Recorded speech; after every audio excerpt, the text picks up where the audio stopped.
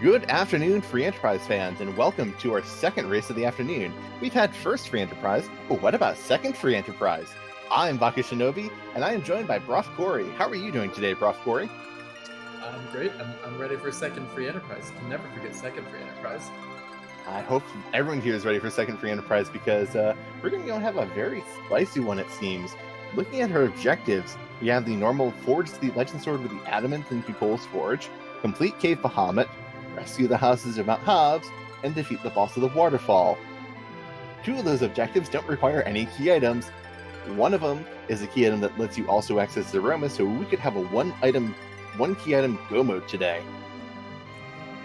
Yeah, and if we find the right characters, we really, truly might not need to find anything else other than that Darkness Crystal. If our runners find Tella, then they're ready to go. They just gotta assemble the party and beat the game. Yeah, and we do have free characters on, so they're not going to go and be completely stuck with, say, a team of Porum, Edward, and another Porum, but we'll go and be able to find some pretty solid characters, most likely, though we do have seen Maybe on, so no characters guaranteed. Every spot has an equal chance of being any character, so every spot could be Edge, or every spot could be Tella. Oops, all Edwards. Oh, please no.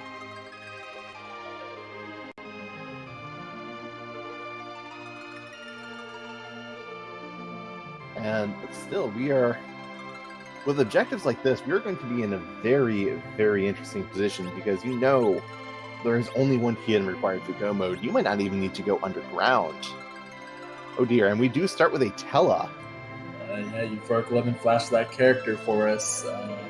We've nearly assembled everything we need to make this the jettiest of jet seeds. We know that ordeals will probably be a high priority for our runners, because if you do ordeals, Tella gets access to his full spell list, which is almost all the spells in the game, barring some of the most powerful spells.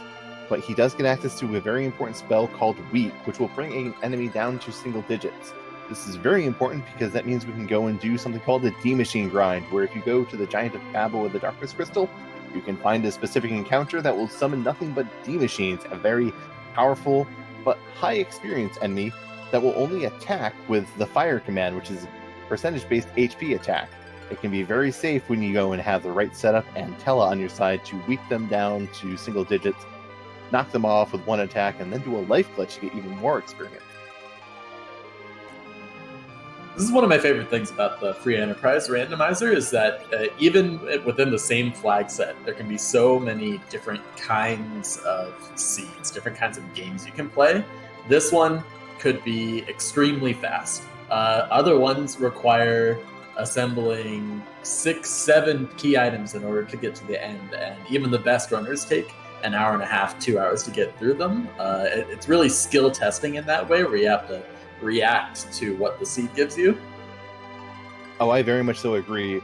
Our runners are going to go and be, depending on when that darkness shows up, they could be in for a very harsh seed of you have minimal time to go and assemble your team and get going, or it could be a very team and they're just spending all of their time trying to go and push through encounters, check one more spot to see if this is the Darkness Crystal. But we are starting now, and we have a Tella Dark Knight Cecil start, with the Kanazo giving us the hook.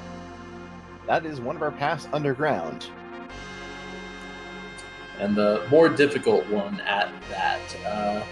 With telling the party and looking to finish fast, I imagine both runners could power him up, which will make that hook route a little bit easier.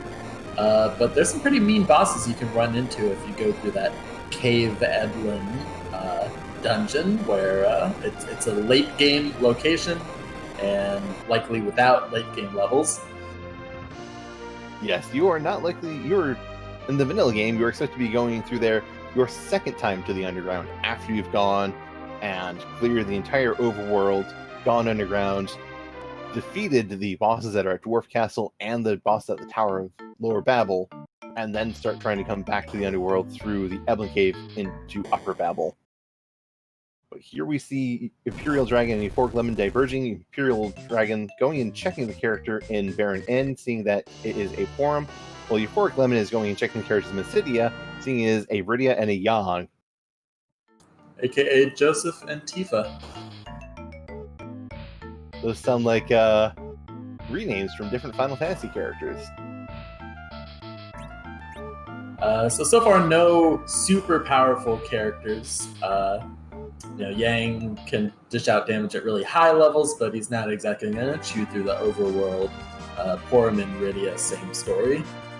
Yeah, Rydia, she might go and get a big boost of power kind of good summon for her, but need to go and do some looting for that, and EuphoricLemon is coming back to Baron to do that looting, and Imperial Dragon has finished the looting of Baron and is going to be checking the shop. We did see in the Mysidia shop they had Soma drops and life potions.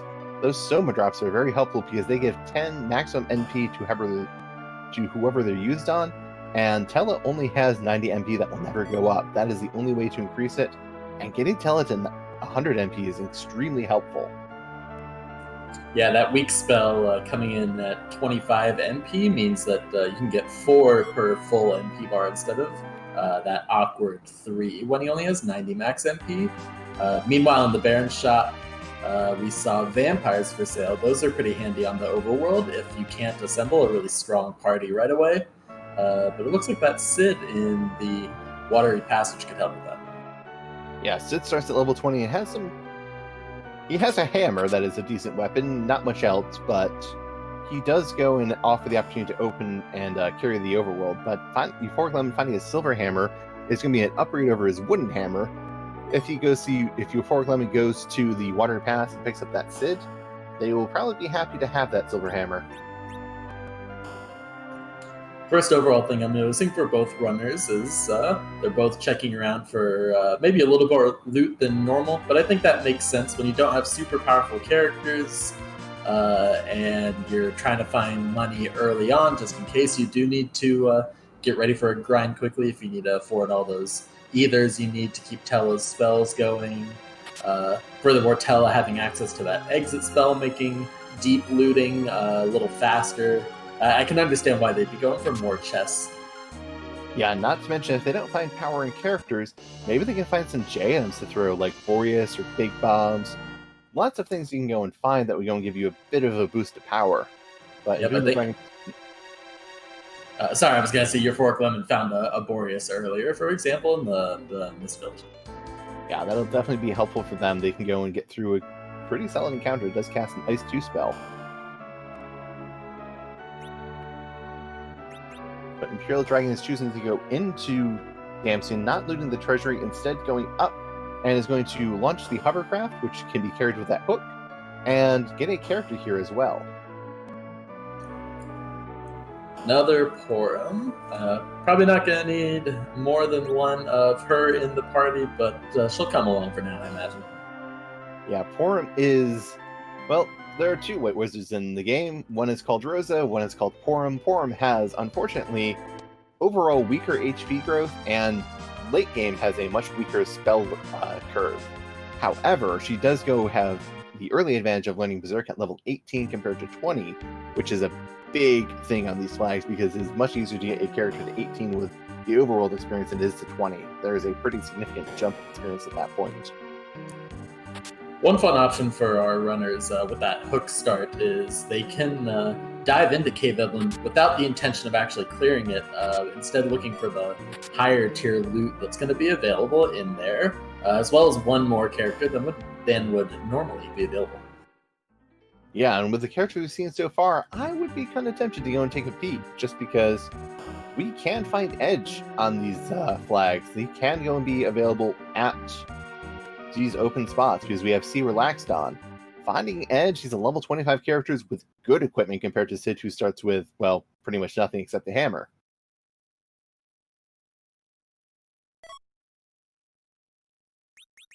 But Imperial Dragon is going and seeing that Mysidia shop with lovely things like life potions and Soma drops, and is going and picking up a number of life potions. Yes, 50 Soma drops. That's how many. All right, maybe this one. It's definitely a tempting number because those Soma drops may cost 20,000 each, but each one increases your maximum NP by 10. Big help if you go and have, say, a Tele you want to go and get up to 100, 130, 150, even 200 MP if you're feeling really spendy. Nice find by EuphoricLemon, picking up that Ogre Axe, an underappreciated item, the only axe you can equip, or not the only one, but the best axe that you can equip one-handed, a lot higher accuracy than most of the other axes. That'll be a great weapon for Cecil if they can't find a light sword of some sort. Or that Sid as well. Just give that to Sid for now, because he's not going to be having a much better weapon. Yeah, that's a great point. I don't know why I forgot about him already. Sid's pretty forgettable. I go and forget to go and keep him around much, because he doesn't scale extremely well. He is very potent early game, but late game he doesn't scale as strongly as some of the other characters. I find that easier to go and forget him, but talking about early game scaling, Rydia is decked out with a Heroine Robe, a Dragon Whip. Those are two pieces of equipment that dramatically go and boost Rydia's attack power and offensive capabilities. The Heroine Robe itself giving plus 15 to the attack and agility stats, making Rydia a very strong early fighter.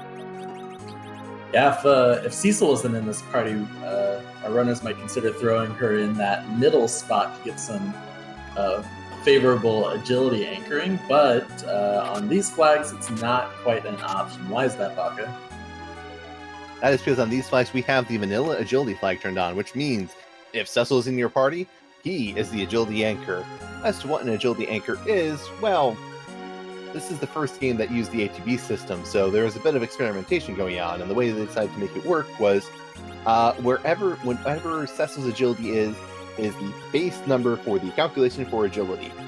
When it comes down to, in more broad terms, the fastest anything can be is 5 times faster than your agility anchor, or Cecil in the vanilla game.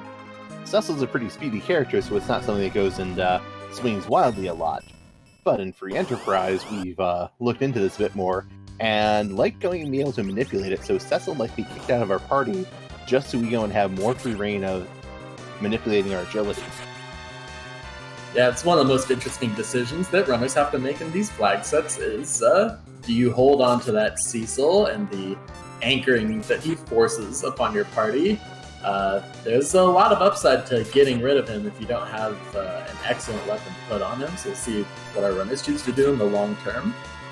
Meanwhile, EuphoricLemon dealing with Mom Bomb should not be a difficult fight, just annoying, no way to get through the extra, 10,000 HP that gets tacked on before it explodes, so probably just have to wait for those smaller bombs to appear.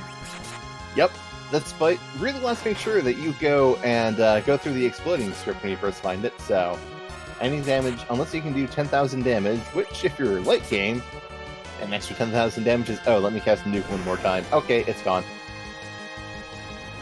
Early game, however, you're doing a few hundred points of damage. Getting through 10,000 health in general is a bit of a mighty feat. On the other end, Imperial Dragon, she finds that edge that you were talking about before. Should really help with the overworld. Does have to deal with the Mega Sisters. Tricky boss, but with that middle sister down should not be too much more of a problem. No, and with Edge, at worst case scenario, you can always go and just simply start casting his ninja magic to do flame, which will take out pretty much everyone in this party. And EuphoricLemon finding a ninja shirt in Antlion Cave. Because there are only 17 key items and there are more than 17 spots, sometimes stuff gets replaced with good equipment. Though how good some people find ninja shirts depends on how much you care about the defensive value of your characters. In Free Enterprise, we are trying to go fast, so anything that's defensive is usually not as attractive as anything that lets you go and just do absurd amounts of damage.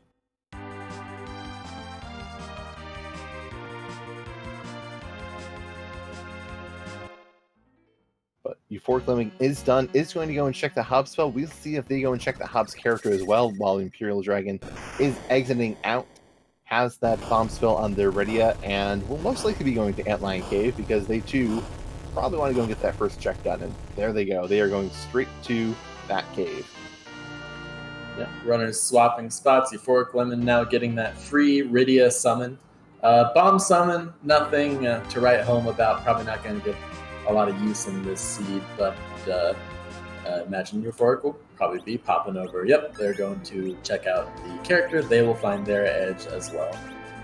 Yep, might have a little bit faster time, though they might have a little bit harder choice deciding who to get rid of, because their Rydia is pretty well decked out. They might go and be very interested in keeping them around with that Heroine Robe and Dragon Whip.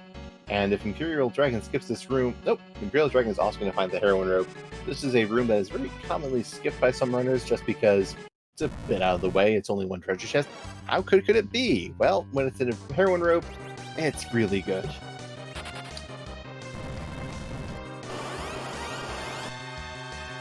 Looting is always so tough in free enterprise. You know objectively that you should be skipping chests. You know that the less you loot, the better a runner you're going to become, the faster you get. But that FOMO, that fear of missing out, is very strong. What if that chest has something that really pays off? For both of our runners, they found it. Yeah, that is something that is a very calculated risk. How much time do I want to spend going out getting loot? And it's a balancing line of how much do I want to skip, because if you're going to go and want to do a demachine grind, you're going to need to go and fund that with something, and you're going to need to be able to go and pay for those ethers and healing potions in order to get through that grind. Where if you don't go and grind, this is something that don't go that loot, you're saving time immediately, but might go and find yourself caught out lacking supplies. So it is a very delicate balance. And also, to answer a question from chat, I'm anxious to get your take on this. Which is the best summon you can get from Hobbs? What's your opinion on that, Prof. Corey? Well, if you want to beat the game and stuff, probably Sylph. Sylph is great for a variety of reasons. It's got strength on the level of the virus spell. It heals up your party. It's an instant cast, and it's glitched where it doesn't take Rydia's MP when she casts it. It says it costs 20, but as long as you have 20 MP, it'll take away nothing, which is great when you're just trying to clear out the overworld without resting. However, for comedic value, it's got to be Shiva, because Shiva will blow ice at the wall of ice. You'll learn the Shiva spell, and then you're still staring at a wall of ice. It does not go away. Unless you leave and come back, then I'll be gone. But yes, that is... I definitely agree that Sylph is one of the stronger summons you can get. Titan is another one that's good as well, because Quake Kid is a very, very powerful character because he gets extremely early access to Quake. Titan is pretty much Quake, if a bit slower. I would argue that's another solid option to have in there. Though definitely not as strong as that Sylph with the unlimited casting and no requirement to rest and heal. One decision we should talk about is on EuphoricLemon's side. He chose to replace the Tela in order to pick up that edge. So the D-Machine grind, not an option unless he finds another Tela, but does have some other grind options available. Also worth talking about, this Mist Dragon that he ran into. Indeed, the Mist Dragon goes, and when you defeat them, if you go back to the Village of Mist, you will find Rydia's mother, where she will go and give you a key item. That is because we have the no free key items flag on. In the vanilla game, Edward in the bed and Toria will go and give you his twin harp to go and take you to Cave Magnus. In the randomizer, he would have a random key item. With no free key items on, we move that item to the Mist Dragon.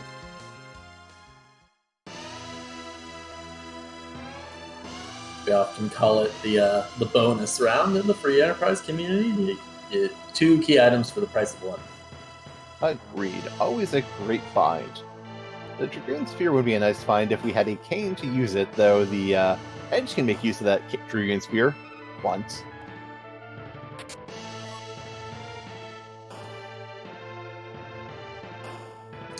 Second ninja shirt.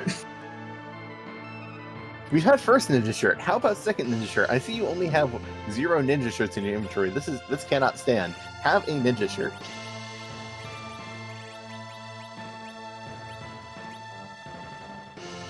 Imperial Dragon is going and equipping their characters, equipping her characters and getting ready to go. Didn't go and have the Heroine Robe equipped for the Bomb fight, but looks to be getting prepared for their next fight. The theme with this early loot seems to be lots of fighting options, ways to turn our mage characters into beat 'em up characters. You even got a power staff to throw on someone like Tela. Yeah, the power staff is deceptively good. He does give plus 10 strength, I think, and it has incredibly high accuracy. it's not a weapon to be sneezed at, to be entirely honest. Ooh, and fun, EuphoricLemon finding a Dwarf Axe in Silvera. That is a very strong weapon because of its ability to go and enable the back row glitch. Would you mind explaining that, Prof. Corey? Yeah, so the back row glitch, because Final Fantasy IV is a well-designed game with no exploitable glitches or bugs or anything like that. If you equip a back row weapon, like a bow or the Dwarf Axe, which is like a throwing weapon, the character gets set to have the back row bit turned on in the programming. So the game knows, okay, they can attack from the back row and still get full damage, and they can attack enemies that are in back rows without any penalties. If you unequip this back row weapon and put something else on, the back row bit stays on. The game still thinks that they have ranged capability. So a common trick in Final Fantasy IV, both the randomizer and the vanilla game, is to equip your melee characters with whatever ranged weapon they can. For Cid, that's a Dwarf Axe or a bow. Same for Cecil. Edge can use a boomerang. Kain can use that Dwarf Axe. And then go right back to the better weapon, and they're good to go for the entire rest of the game. And speaking of being good to go for the entire rest of the game, EuphoricLemon finds Rosa, the superior white mage who has the stronger HP growth and spell learning curve, but does have one significant weakness compared to Forum. She will not learn Exit naturally.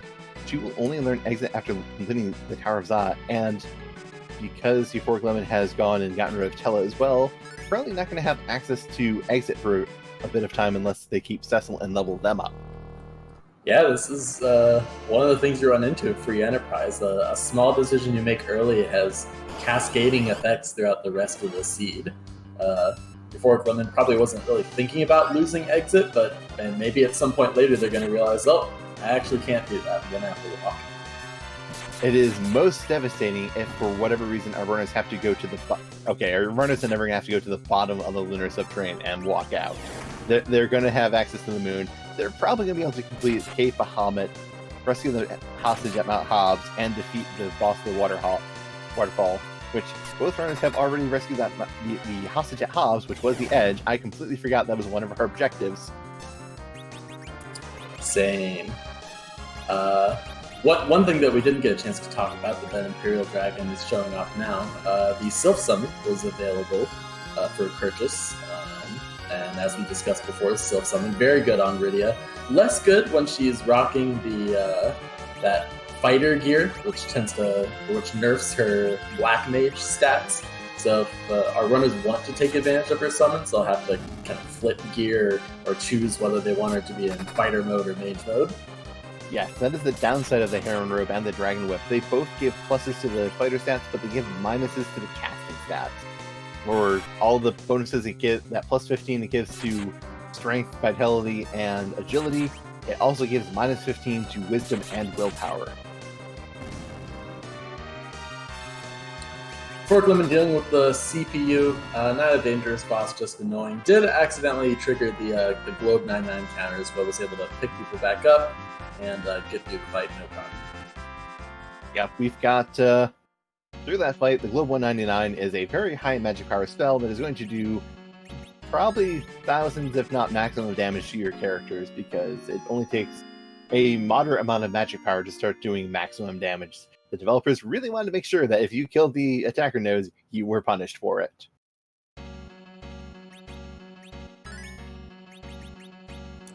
A lot of discussion in the chat about the different palettes available for the characters. It's one of the fun features of the Free Enterprise randomizer is the Fab flag, which recolors and changes up the outfits of the characters. Shala has picked inspirations from a wide variety of gaming and other sources. They're always fun to see all the different ones. Yes, you can see that we have the Wonder Woman Rosa, the Speed Racer Cid, and the Elsa Rydia today. Back attack Odin's pretty rude. You need to really be able to turn out some damage. You're going to have less time than normal before he unleashes his more than likely insta-kill attack. Yeah, his Intensukun attack is going to go and do damage based on his magic, which is not insignificant in this stat. spot, but we have a Thunderclaw on Edge. He is able to do 1400 damage, and Odin crumbles before he goes and casts in Tetsuken. Shame, because we would kind of like to see what happens when you do those attacks in the back attack spot. Spoiler, it's pretty amusing.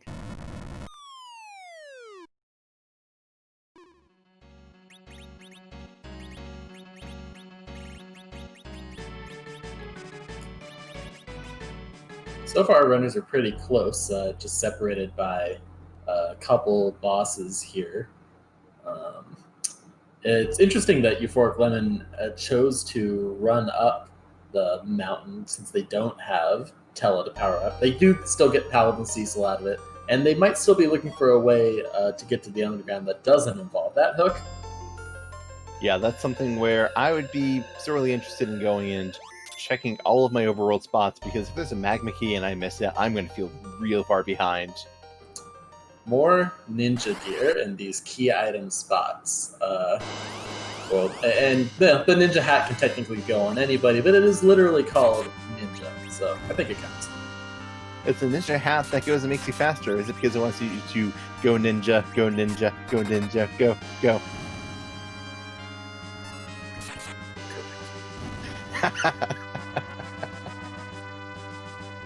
I will speak no more. And I'll say no more to save everyone else.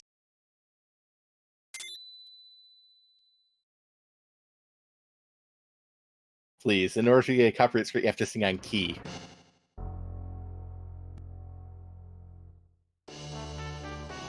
In the meantime, EuphoricLemon finding Bagan in there, a fight to go, and be happy to see in an easy spot, because at a root spot, he is not someone you want to fight. If he was on our hook wrap, he would be a pretty nasty surprise. All the old man's learned media.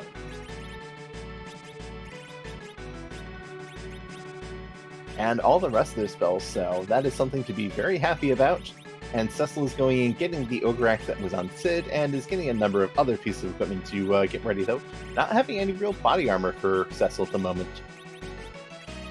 Meanwhile, EuphoricLemon is finding Odin, and she is going to be doing her best to get through that fight, though it doesn't seem like she has the Thunderclaw that EuphoricLemon did, so may have a slightly more difficult time going through that DPS race. And EuphoricLemon doing her best to take advantage of some run buffering.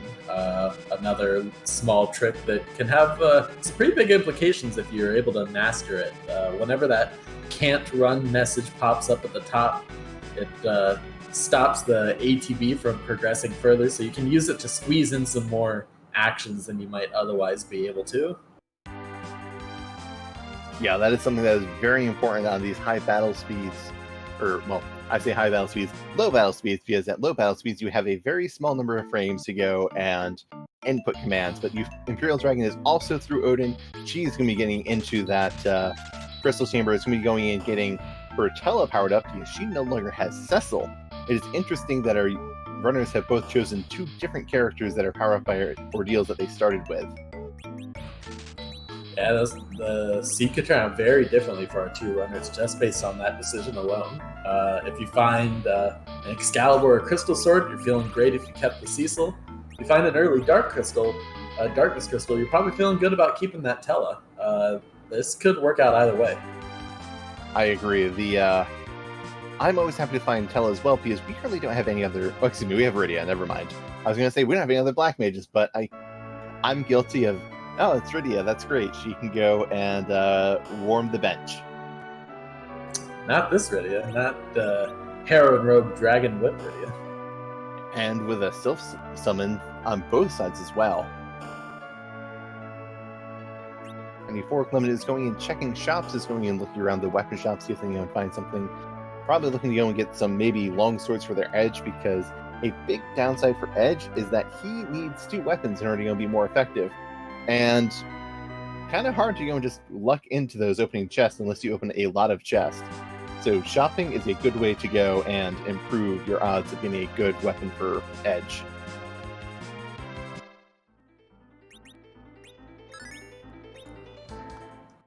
But have either of our runners gone and checked the Threemus that was at Fabul? No, No, I don't think they have. That could be a really big deal, actually. Most people who've played Free Enterprise can tell you a story about a time that they forgot about a Demus and it came back to bite them. We'll see if our runners remember before they venture underground. Yeah, I have absolutely gone and defeated Demus, and yes, Demus, I should go and check that, and got really excited about the key item I found, or really disappointed and completely forgot about my Demus. Ooh, and we're finding Plague here. That is going to be an interesting fight.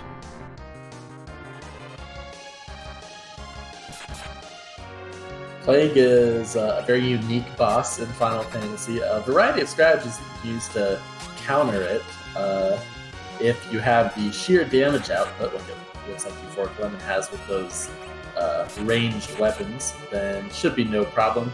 If it had more health, you could knock down party members, pick them back up, and get it to recast Doom.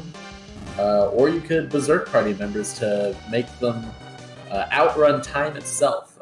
If they're on 0, it'll just stay at 0. They will never tick down to death. If you have the HB set up correctly, which would be very hard for you, EuphoricLemon, because they have Cecil and their anchor is going to be difficult. You need to go and have enough actors in the queue to prevent the queue from having the game from having time to not be processing a turn and check everyone's statuses. Yeah, that's a very good point. Imperial Dragon might be able to do that too. She does not have Cecil. She has Tella in the middle slot, who is a naturally slow character and probably going to be quite able to let their characters get fast enough to be that fast. Also, finding the pass, technically not a key item, but is a way to Zeromus. If we find the Legend Sword and Adamant on Earth, we will be able to go to Zeromus without needing the Darkness Crystal.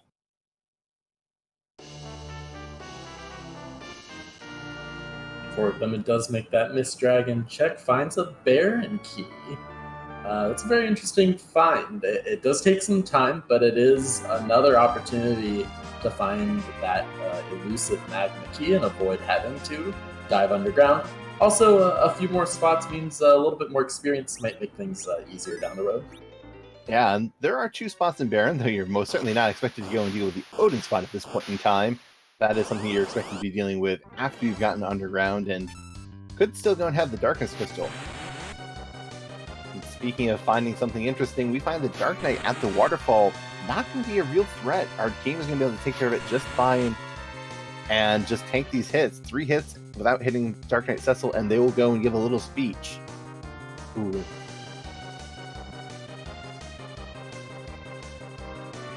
This is arguably the best boss that you could find at the waterfall. The waterfall boss is normally deceptively difficult because it's incredibly fast, and it's incredibly fast because it was based on the Octomam's original script, which is when you beat it up, it loses its limbs and it loses speed, so it bounces out that way. But that means that normal bosses just hit you really, really fast. Except when it's Dark Knight Cecil, it just means he does his 3 waves really, really fast, and you get through it easy peasy. Agreed. And Imperial Dragon, while going and practicing getting through, or trying to get through that Plague fight, did unfortunately take a wipe. The Count took out her team, and she is now going back in for a second attempt.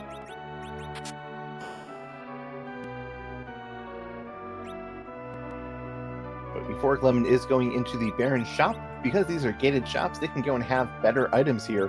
Finding samurai bows, samurai arrows, ice claws, and mutant knives. These are all things that I would be very interested in picking up. Samurai arrows are the second most powerful arrows in the game.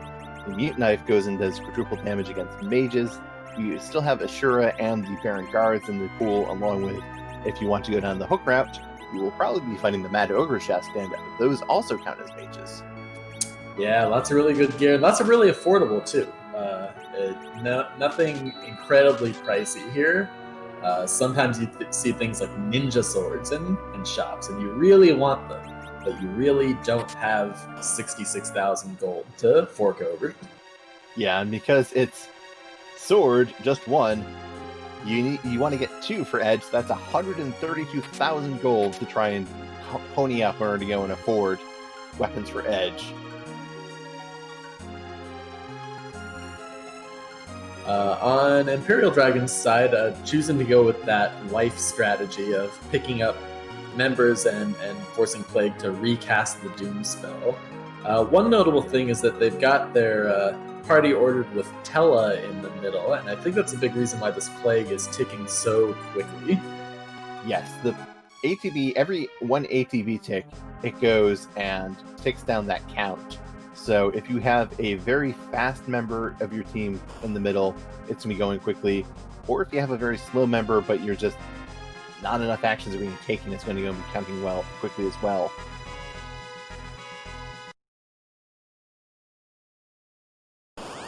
Meanwhile, EuphoricLemon is going and facing that Kanizo, who gave us the hook so generously. We're looking to repay that generosity, it seems. And this would be a great boss to use that Ice Claw that I believe EuphoricLemon picked up, because without the water around, Kanizo's weak to ice.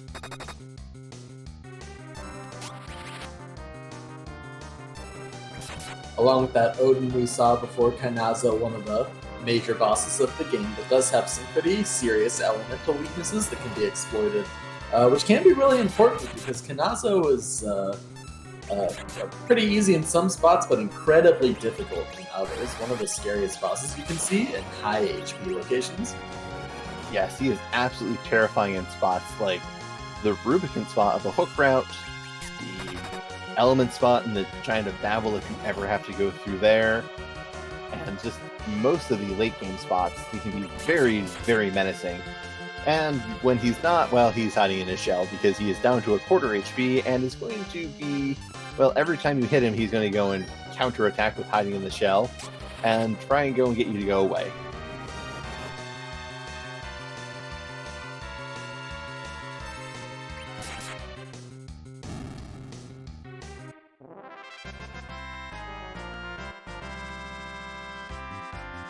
But tonight, we dine on turtle soup. Delicious. Cold, just the way I like it. That's not true. That's the opposite. EuphoricLemon now, through that first boss spot, have access to the rest of Baron Castle. There are some opportunities to go through and loot the eastern side of the building if Lemon feels like he needs more gear.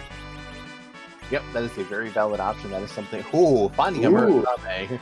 I'd be tempted to go and do a bit more looting because maybe I can pull a second one. You're talking about expensive ninja swords. That's a pretty solid ninja sword. I would much rather get one for free, thank you. It does have the upside of getting +5 agility or +5 strength and +5 wisdom, but -5 agility. It can go and be a bit of a issue just because, well, -5 agility when you're playing with a fair anchor makes you slower, gives you fewer turns. But it is a really powerful weapon, dramatically more powerful than Edge's short sword. Continuing our run of Final Fantasy bosses which are weak to the lightning element, we have the Leviathan. Yeah, that is going to be not too fast of a boss to take down. EuphoricLemon going and finding the Dark Knight Cecil, but choosing to try and skip the speech and just burn through their HP.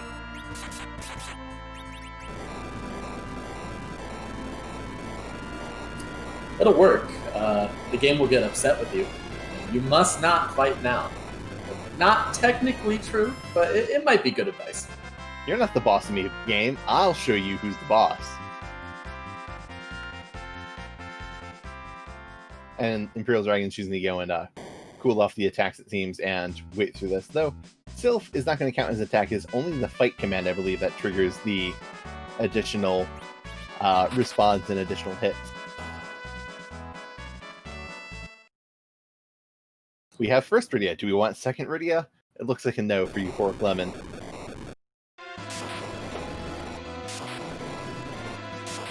Might be a third Rydia, right? I think that was the Baron Inn spot. Was that Rydia as well? That was Porum. Oh, yeah, that's right. Porum. And no one won. We already got rid of first Porum. We're not going to go and take Porum back. But EuphoricLemon has gone and gotten through that objective number 4 and is going into Baron after finding it on the Water Dragon, or the Mist Dragon, and will be going into the Watery Baron Pass.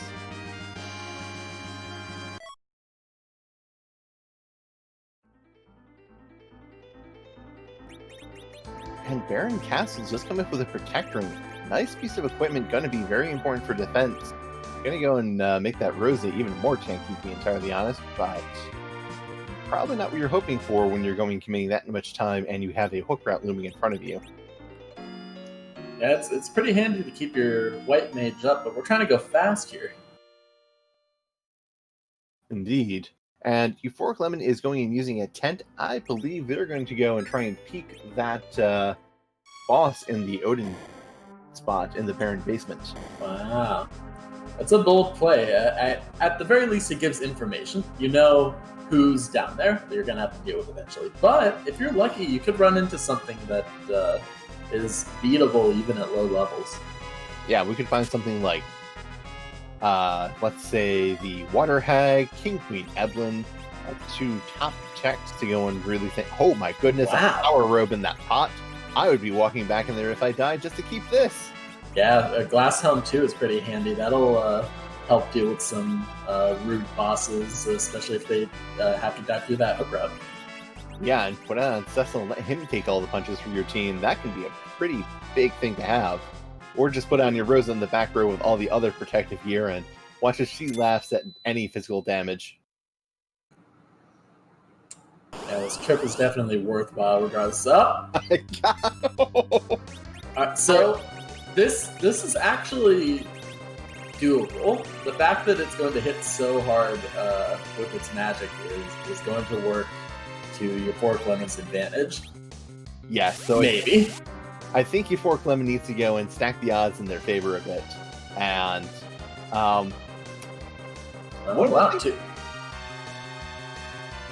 definitely going and having a good setup, though.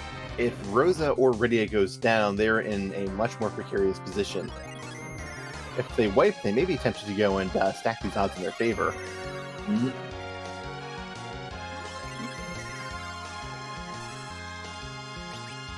Ooh, but Rydia stays up. That can be massive because Rydia has a crystal ring.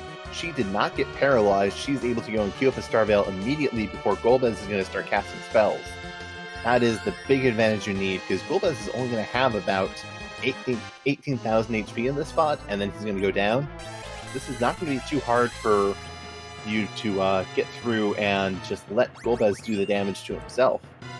Yeah, what I was getting at before was that Golbez casting such high-powered magic in this location actually works for the runner, as long as you can get that Star Veil up. If Golbez is only hitting for 500 or 1,000 damage a spell, then it would take a lot longer. You risk your Star Veils falling off. But when he hits himself for 8,000 damage, it means that you can get through this with just a single Rydia. Yep, just you will need to punch him eventually, because Golbez is not going to go and actually die when you go and do enough damage. You need to punch him because it's a counterattack that causes him to go down. So it looks like EuphoricLemon is really trying to go and get as much experience as he can, looking to life up his team and bring them up to so that they're all standing. But he's going to be having a hard time with that because these spells are just going to take out his characters. If he goes and throws a punch, I believe he'll be able to finish this fight at this point. Yeah, the risk here is that if he wastes too much time, his Star Veils could fall off, and he risks his party members going down when the fight is basically done. Yeah, this is something that say no to greed, say yes to just throwing out your punches and finishing the fight. Oh, but doesn't he get the speech? Goes and reflects enough damage to just kill Golbez outright. Well, I'm going to be honest, I didn't know that was the thing. Well, you can only have 61,000 HP, so only getting a package for it, but getting a good chunk of experience. Huh. Learn something every day. And those lit 3s were doing 1,000 points of damage. The fire 2s and the viruses were doing several thousand points of damage as well. Golbez was just pumping out the DPS. He took a lot of hits, to be entirely honest. Oh, and Imperial Dragon's turning out something fun. If you go to Cecil's bed, you get a free full heal. Good night. but EuphoricLemon has now completely exhausted Baron and the overworld. They have no more checks. We have found Miss Dragon. They can go and not be hiding anywhere. They have hit all of the available key item checks. There is no way forward except through the hook route. The good news is that Euphoric and Imperial as well, they're both well prepared to deal with this hook route. I think they've got some solid characters. They found some excellent gear, especially Euphoric making that extra trip into Baron. Might be stopping to do even a little bit more looting, taking that tent near the Evelyn Castle. Might be trying to pick up those chests as well. I think with all the high tier gear, the hook should prove not to be a problem. Yeah, I think these trap chests are going to be even more overpowered for this hook route. But go ahead and go and get probably some good stuff here, as this is another high tier loot location. Starting off with the defense sword, great weapon for Paladin Cecil.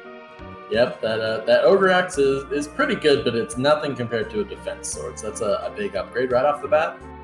Yeah, defense sword is 106 attack power and 90 accuracy, beating out the Ogre Axe unless you're fighting ogres, in which case the Ogre Axe will go and do quadruple damage, making it the superior option.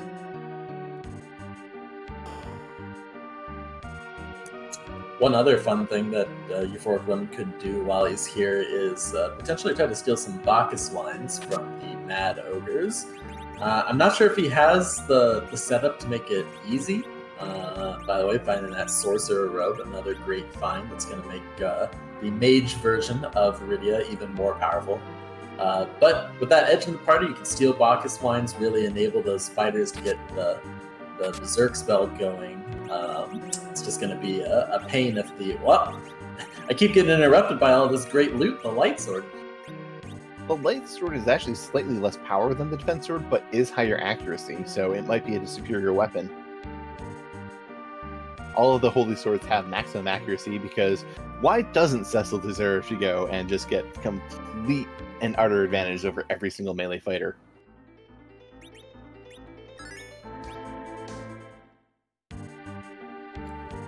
It's not fair, and he starts out at level 1 when everybody else has such higher levels. You have to do something to make up for it. He starts out at level 1 with more HP than most characters have, that some characters have at level 30 or 40. Edward. We see Iridia's in her 20s and still has 382 HP.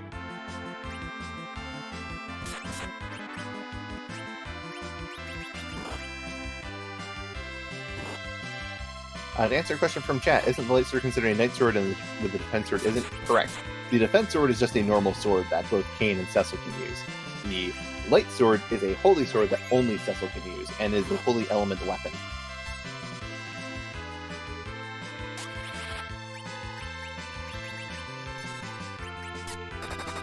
We've talked about the Sylph Summon glitch, MP glitch, we've talked about the back row glitch, and now we're seeing, I guess the last of the... Well, no, I guess we'll talk about the warp glitch later, but seeing another important glitch in Final Fantasy IV, which is the life glitch. If you take out an enemy and then throw a life spell or item on them as they're crumbling away, you will quote-unquote revive them, but since they're set at 0 vitality, they just die again, just instantaneously, and it counts as 2 instead of 1 for experience purposes. Great way to go and stretch your fights even further. And getting through these Mad fights, you don't seem to spend any time stealing Bacchus wines, but the experience is going to go and help, and the item you get from this chest will probably be a good help. Like that strength ring, plus 5 strength to whichever melee fighter you put it on. Not bad.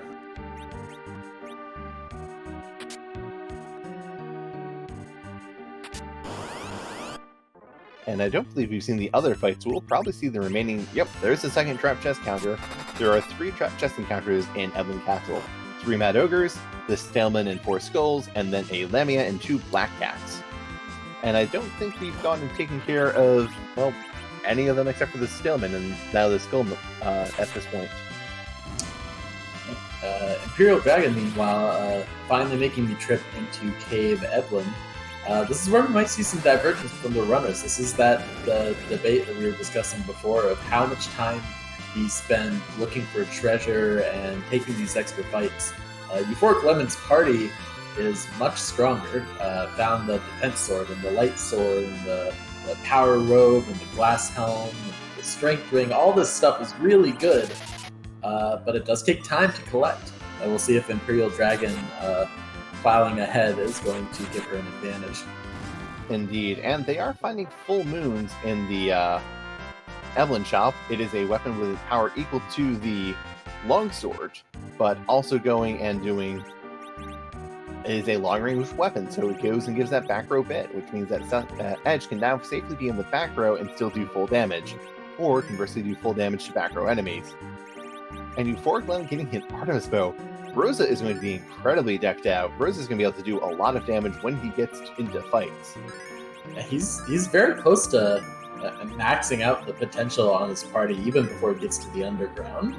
Rosa's just about got the best gear that she could want. Really just need maybe throw the ninja hat on her that he's got, or a TR to give more defense.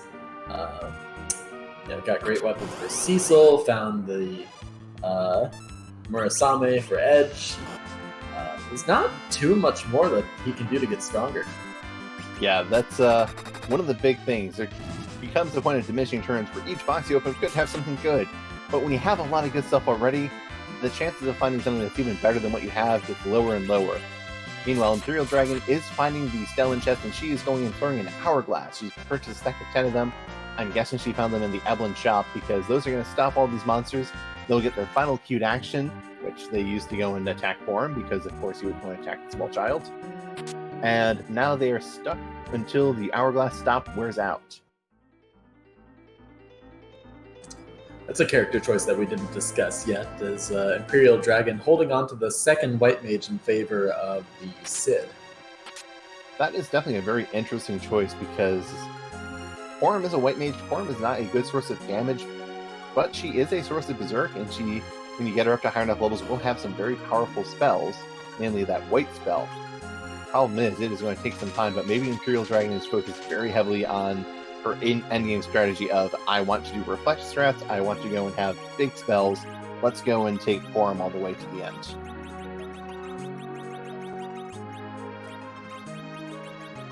Finds a Sorcerer Robe, which is a really great pickup if you're going for that mage party. Yeah, and they didn't find, I don't believe they found one in Evelyn Castle, so very nice pickup. Or did EuphoricLemon find it in Baron Castle? I think the Sorcerer Robe was found in the, oh gosh, where was it?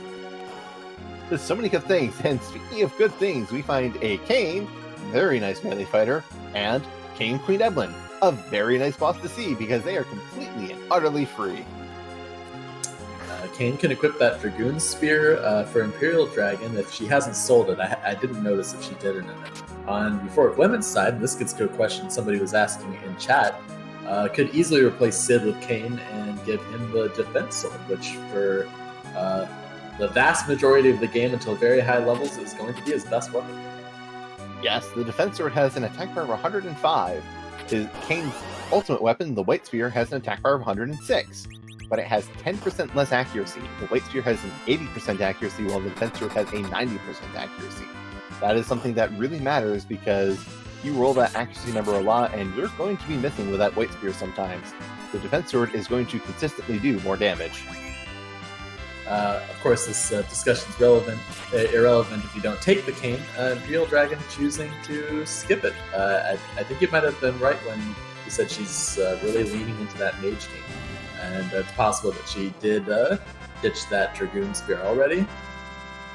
Well, the Imperial Dragon did go and buy hourglasses, so she might have gone and just needed some money and decided, well, I'm not taking Kayn, let's get rid of this very fancy spear. But Imperial Dragon is leading the way underground, while EuphoricLemon is charging up behind with higher levels and noticeably shinier equipment.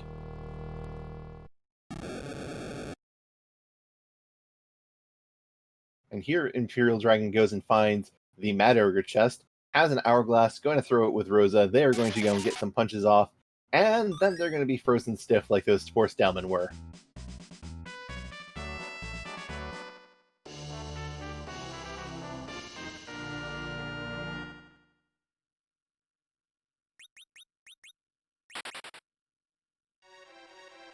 EuphoricLemon is choosing to go and get rid of that Sid, going and taking his equipment, and finds another power robe. I don't know if Imperial Dragon kept that.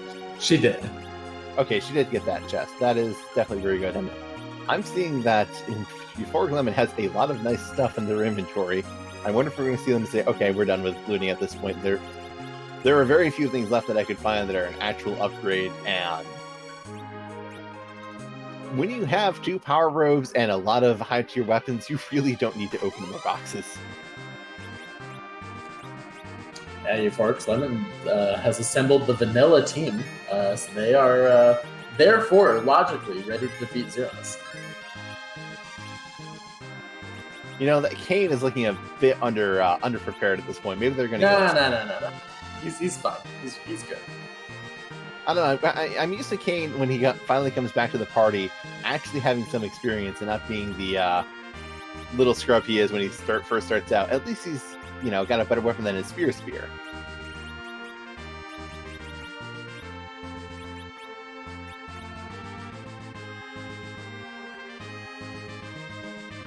We see EuphoricLemon just going in, min-maxing their equipment setup while Imperial Dragon has finished the Matter chest and finds a ribbon.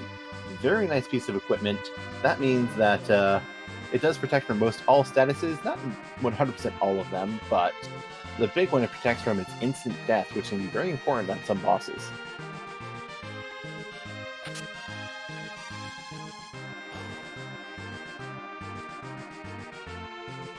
But right now, the only real roadblock we can have on this flag set is whoever the boss is at the King Queen Evelyn spot. It is going to be a fast boss. It is going to be a hard punching boss, but it is only going to have 6,000 HP, so depending on how the fight goes, it could be very free, like, say, Dr. Luge, one of the, maybe Rubicant, or it could be something very unpleasant. The one that Mylon forms might not be terrible. Mylon Z is going to punch hard, but is going to have a number of weaknesses to exploit, such as... Oh, would you like to go into detail, Prof. Corey? Yeah, Mylon Z, it's sort of hard to tell. I didn't even realize until I was playing Free Enterprise, but Mylon Z is flying. So that edge with that full moon that Imperial Dragon bought from the Evelyn store is going to do lots and lots of bonus damage. You see edge hitting for well into the 2000s. It should be a very quick fight. And goodbye, Mylon Z. Apparently this is the deep ravine they fell down into, and they're going to go and get Kirk further down the hole. And now we have the boss that is going in, blocking the way underground. Imperial Dragon choosing not even to save because King Queen Evelyn. This is a cutscene boss. They are going to throw a few fire 3, a few fire 2s, a few fire 1s, and then decide, you know what, I think we're done for today.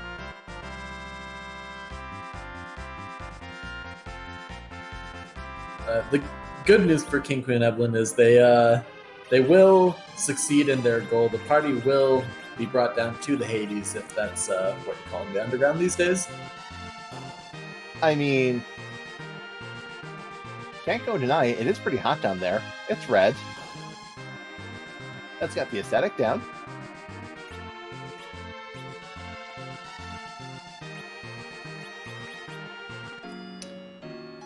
So I guess this is a good time to compare the two parties. We talked before about how the runners were making some different choices, and they've ended up in very different places in terms of what their parties look like and what their long-term strategy is going to be like. EuphoricLemon might have the advantage with all that incredibly powerful gear that he's collected, but mage teams have their upsides as well. Yeah, mage teams, it's nice to have equipment, but because a lot of their power is locked into their spells are only affected by their stats. Yeah, you can go and have it's nice to go and have things like Stardust Rods and White Shirts, but you'll still do thousands of damage with your whites and nukes, even if you don't go and have the absolute top tier equipment. Unlike your fighters who, if you want them to do thousands of points of damage, you need to go and be greedy with that loot and get all the stuff you can.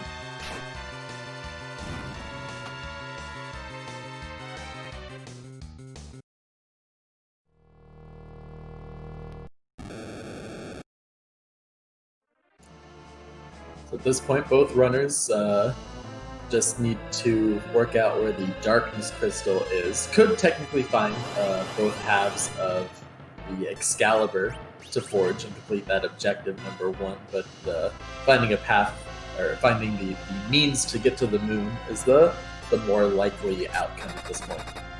Agreed. If you are Imperial Dragon, where do you go first?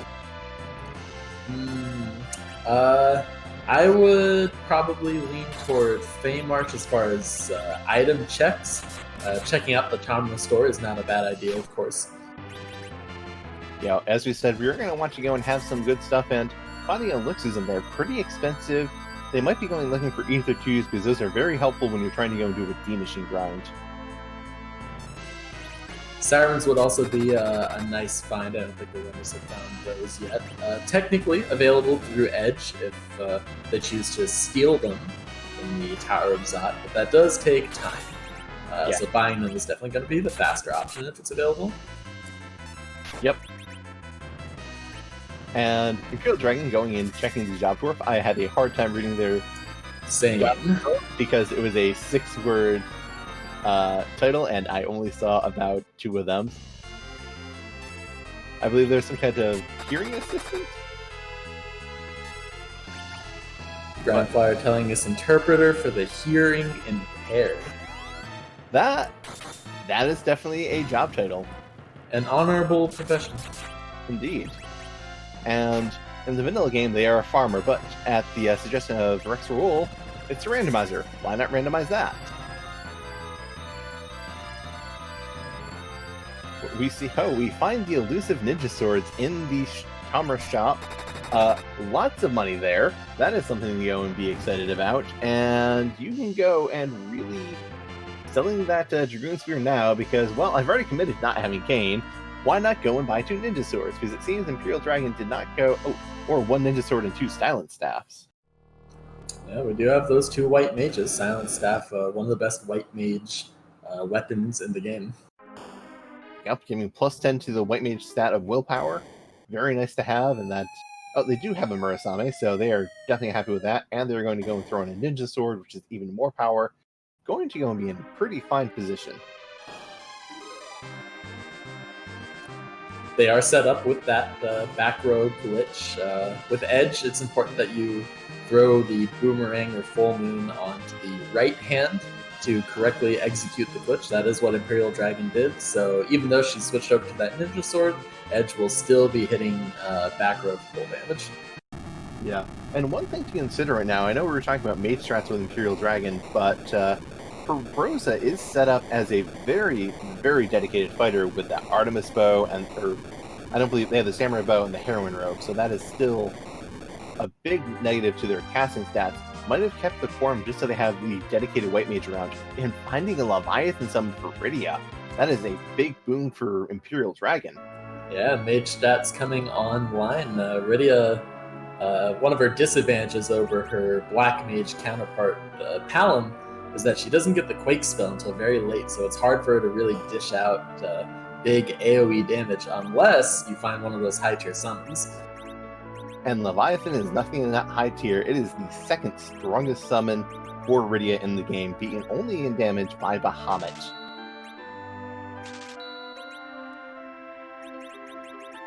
And Imperial Dragon safely looting this entire area. It is high tier loot because there is a trap chest in this area, and because you don't go and, Imperial Dragon found the 1 trap chest in the area that is the 5 Warriors chest, they can safely loot everything else.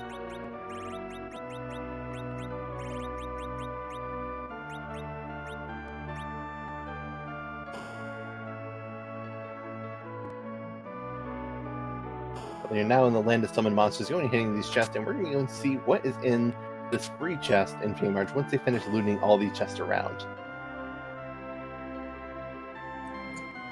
Our runners are now starting to deal with the most challenging boss in the game, or perhaps second to NPCs walking around in towns, which is inventory management. The inventory boss. It commands so much, but it goes and holds such a dear place in my heart. Ooh, and finally another silent staff. The classic. You spend 30k on a weapon, and then you find another one for free. Yep. On the bright side, Imperial Dragon at least has the second white mage, so you just hold on to that for Rosa, and, well, Rosa now goes and has a good weapon. Yeah, not a bad fight. Certainly not going to be upset about that. That's one of those things, well... Oh, and we are in go mode. Oh! The Darkness Crystal is in the free chest. Time to go and put the pedal to the metal. Imperial Dragon only needs to go and complete Cave Bahamut and then go to Zeromus. This is... And once EuphoricLemon goes and checks that chest, they are in the same position. This is where those different grind options really come into play. If Sirens are not available, Imperial Dragon has that D-Machine grind available. EuphoricLemon cannot do that without the Tella. But EuphoricLemon could steal Sirens. It's safer, but it's gonna take a really long time. Yep, though EuphoricLemon does have the advantage with a mage party, they do not need to go up to as high level as Imperial Dragon does. The mages need to be well into their 50s. Porum, or Rydia specifically, needs 1 million experience in order to get to Newt. That is a lot of experience to get. D-Machines is a good way to get all of it, but it is going to take a bit of time.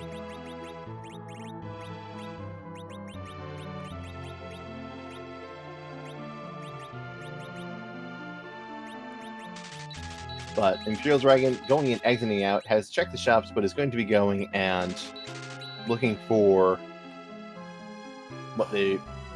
anything they need. And in EuphoricLemon, finding Bacchus wines, that is going to be an important thing. That, as we mentioned, you could steal from Mad Ogres, but it will cast Berserk on whoever uses it. Very important thing to do. And has exit on their Cecil, so they are going to be getting out of here this way. Imperial Dragon, continuing shopping, going to be going and looking for some very key items. They are going to be looking for Ether 2s and potentially Sirens. Neither available here. Cabins are all right, but we're not going to need those for very much longer. And this seed says really only one high-tier shop left to check out. That's the one on the moon. Indeed. Though Marty in chat is mentioning that Ether 2s were in Kaipo. Lemon found them, but Imperial Dragon has not. And Imperial Dragon is choosing to go up to the overworld. If they go to Kaipo, they'll be able to go and find those ethers, but if not, they are going to be not able to, while EuphoricLemon is getting trolled by NPCs. The NPC decides to walk into the stairway to the item shop and then continue walking there, back and forth, pacing, wondering, what am I going to do with my day today? There are runners to get in the way of, but did I have anything else more important to do? I can't remember. I'm just going to keep doing this. The dwarves are most formidable. You cannot pass them easily. And here, I thought that pass would go and give us some entry to this.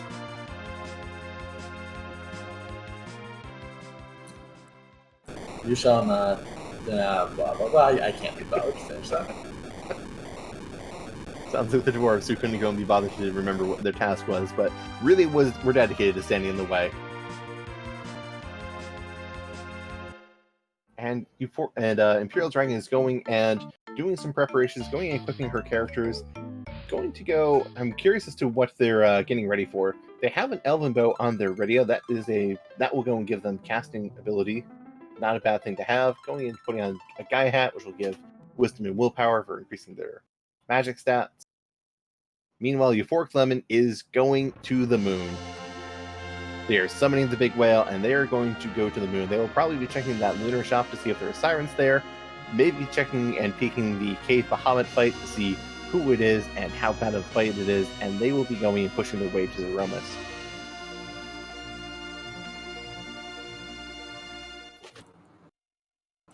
Had a lot of discussion in chat as far as what sort of equipment helps with certain kinds of grinds.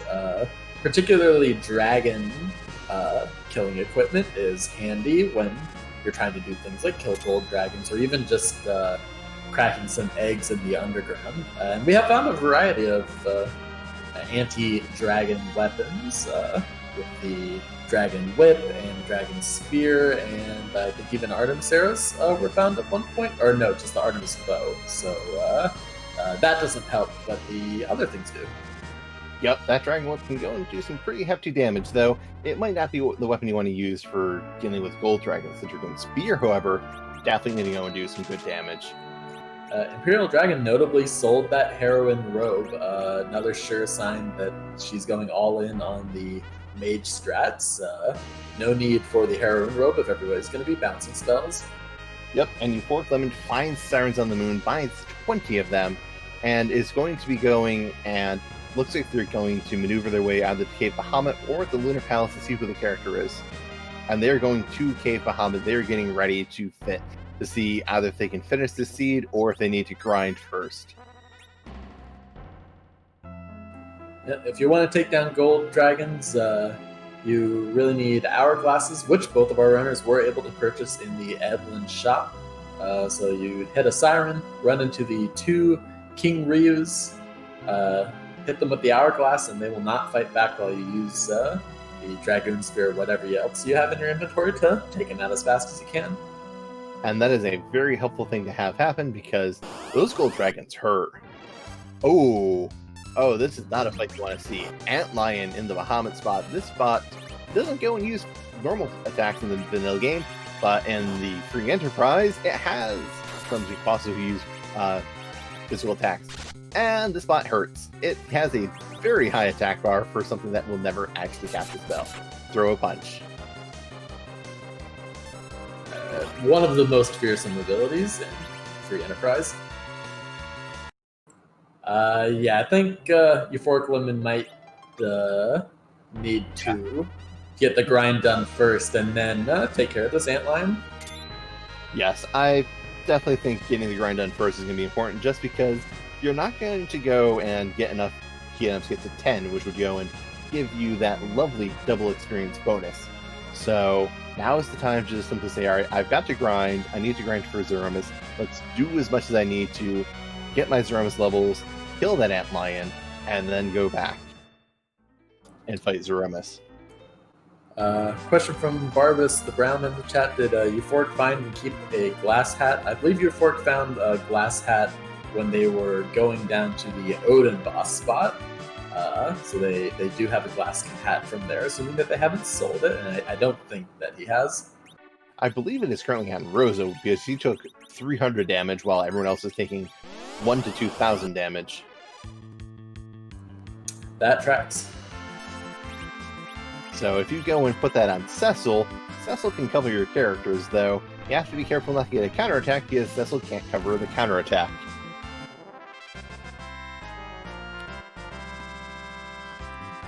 Coffin's coming in handy for those first few eggs. Low-level party members might not one-shot them with their attacks, but Coffin certainly will. So you use some Coffins on the early ones, and then use some regular attacks later once they've powered up some. Exactly, and if you don't want to go and risk having your attack whiff, because once you hit an egg, it hatches into the monster inside. These are yellow dragons, which can definitely be quite rude, as they had used the Thunder skill, which hits all enemies, or all of your party, and I believe it does a base 50% of your maximum health is damage. Very, very punishing. At the very least, it's a time waster, and when you're in go mode, you don't want to waste any time. Imperial Dragon, taking advantage of that Tellus, setting up the D machine manipulation. How does that work, Baka? What it does, what's required is you have to first reset your siege. So you have to save your game, reset, reload, and that is what Imperial Dragon, I believe, is doing now. Once you go and reset, you have a fresh seed. You go and check how many steps it takes to go and get an encounter after you turn on your encounters. And when you have that information, you can go and use that to figure out, okay, if I take some extra encounters here, by Baron, I can advance myself further in my encounter seed and make it so that the next fight I take is going to be the Demon Sheet encounter in the Giant in this certain room. So you go through, take your steps, count your steps, get your encounter, get if any additional encounters you need here, and then you turn off encounters, go into the Giant, switch back on encounters when you get to the appropriate room, and your next fight will be your D-Machine encounter. The free enterprise community is ruthless in its taking a part of this game. One of the decisions that was made for this tournament for these flag sets was to turn on the can't run flags. You can't run away from random encounters. which specifically matters if you're trying to do the normal, easier D Machine grind finder, which normally involves running around inside the giant and running away from fights until you find them according to a certain step chart. Very easy, very fast, low risk, but you can't do that very easily if you can't run away from fights. The intention was to take away D Machine as appealing an option for grinding, but thanks to the work of our best and brightest in the free enterprise community, we've found ways around those problems. Yeah, and Imperial Dragon might have lost track of steps. They also might not have saved with their encounters on and might need to remember to double check and turn. No, they've got encounters on, so just need to go and count. This tile it's 10 wide, so it's not too hard to go and see how many steps you're taking. It is a favorite spot. I prefer to go and walk in a 4-tile box and just count the number of times I walk through that box. Yeah, I'm super paranoid about screwing up my count, so I just walk back and forth on like 4 squares right in front of the town, just slowly. It's not the most efficient. I probably should practice doing it faster, but I just really don't want to mess it up. Because if you get all the way up to the giant and then find out you didn't run into the fight you wanted to, it feels pretty bad. Yes, that is a very hefty time loss, and Imperial Dragon is having a bit of issues going and getting themselves set up. They had 17 steps and are just simply going and preparing for the next encounter. I think they are all set, actually. Let me go and pull up that chart myself, to be entirely honest. I go and keep this around because I use it plenty myself. And let's see, at 17 steps, yep. The next encounter in the Elements Room is going to be their D Machine fight. And meanwhile, EuphoricLemon is just making steady progress, grinding these eggs, and taking them out. Not too much to say. We see that the edge, at the very least, is strong enough to take them out in one shot. Kane jump will deal with it. It's just a matter of getting through enough until he feels like he's ready. One interesting choice you can make is deciding what level to leave Cecil at. Indeed, it is a very common choice to go, and when Cecil gets to level 45, kill him off and leave him there, because at level 45 his base agility is 28, and this is the first point that goes and takes Threemus from getting 1 turn for every ATB tick to getting 2 turns every ATB tick. Any further than that, until you get up to the next breakpoint of 42, isn't going to go and change how fast Threemus is. It's just going to go make the rest of your team slower. So usually to maximize the efficiency of your actions, you'll go and knock off Cecil that he goes and doesn't end up slowing down your team inadvertently. Yep. Long story short, if you get headaches from trying to dive into the dark sorcery that is the agility system of Final Fantasy IV, you want your anchor to be at extremely low agility, like 1 or 2, or starting from 28, you want them to be on multiples of 14, 28, 42, 56, etc. If you follow that rule, you'll be okay. Yep, if you want to know the exact math to be relative agility 1, you need to be more than 2.5 times the agility of your anchor. So if your anchor is, say, 7, twice that is 14, half of 7 rounded up is going to be 4, 18, so 19 agility or higher, you'll be relative agility 1. That is something that came up when we were in the World Series of Free Enterprise Appleseed percent, because you were not going to be spending time looking for items, so curse strings were reasonably not going to be on the table. And that made Form and Rydia extremely valuable characters, because they would make Fusoya, who only has 20 agility, relative agility 1.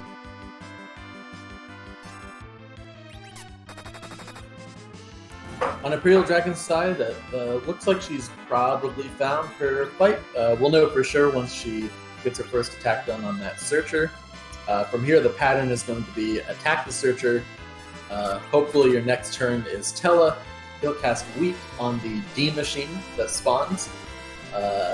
Then the next character will immediately attack and kill the D Machine, and you'll throw at least 1 life potion at it to get double value, taking advantage of that life glitch. And then you lather, rinse, repeat, heal up, and recover your MP as necessary. As long as you don't miss any attacks, you should be good. Yep, big important thing is to have Tella in that middle slot. And because Imperial Dragon does not have Cecil in her party, that means that whoever is in her middle slot is going to be your anchor. While Tella is slow, that's not actually the most important part about it.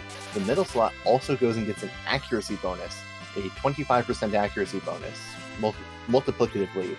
The numbers for that comes down to, if you have a Tella and he is in the middle slot, he only needs to have 10 wisdom to get enough accuracy to make his weak 100% accurate.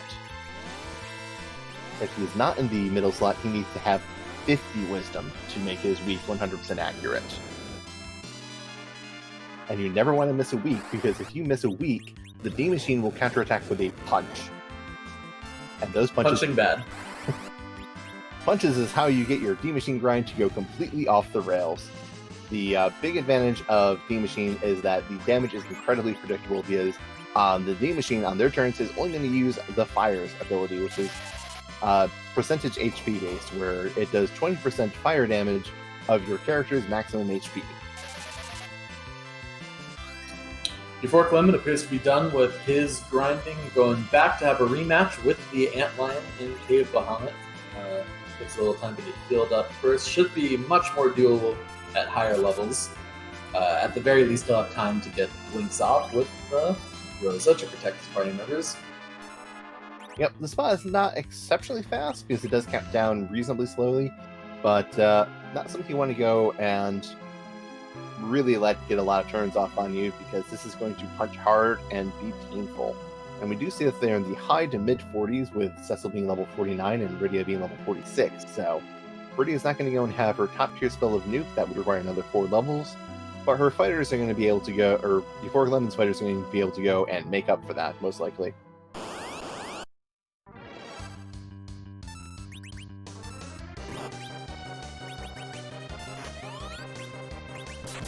And a question from chat: EuphoricLemon has this Dwarf Axe in their inventory still. Maybe they're looking for a second Cecil? That would not be a terrible option. I don't believe we have seen the Lunar Dais character. And that Lunar Dais character, if it is a second Cecil, you can go and use to go back to manipulating your agility. Agility with multiple Cecils in your party is the one closest to the middle slot is the one who is the anchor. And, well, the lowest priority slot. The slot priority goes middle, top, bottom, bottom, middle, bottom, top, top, middle, bottom, middle.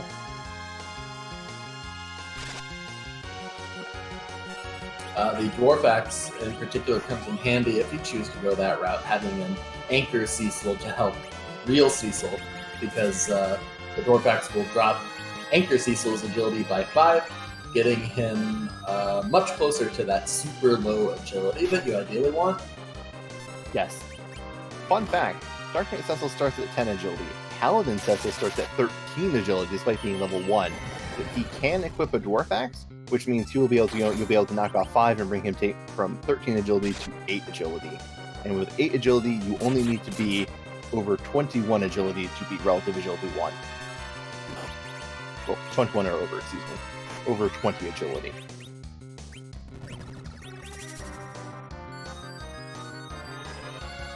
It's looking like Antlion is no problem for EuphoricLemon now. Throwing out those self-summons periodically to just get a little bit more healing. And he will soon have the crystal in hand and be ready to fight Threemus. Indeed. He is going to go and have a pretty simple fight, I think. He has Bacchus wines. He has 3 fighters who are more than willing to go and just drink the wine and start swinging with all their might. And that's going to be a pretty winning strategy, all things considered.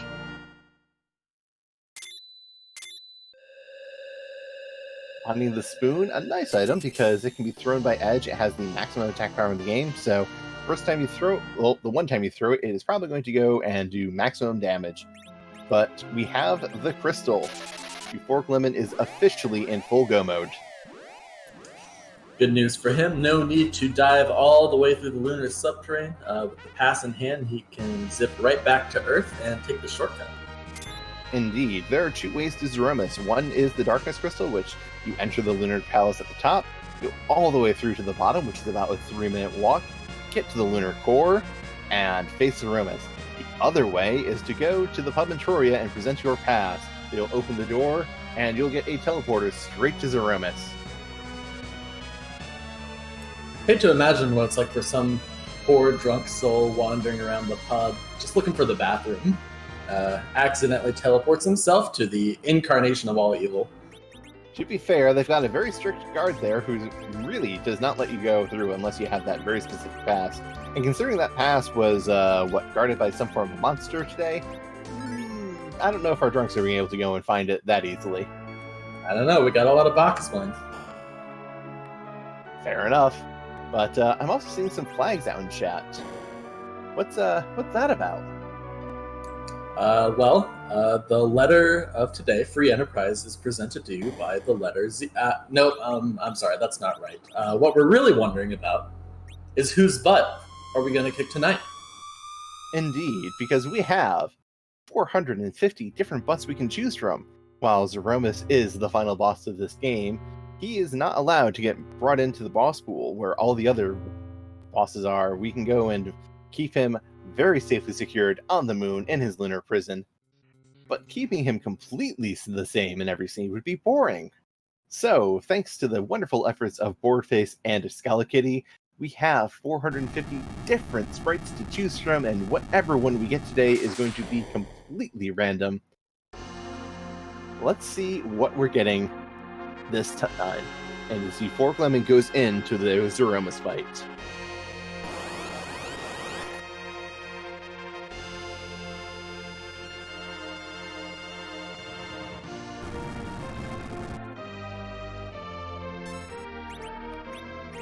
And Imperial Dragon is continuing to go and do their D-Machine grind. This is, it is taking them a bit of time, but they're going to be very mighty when they get out of this fight.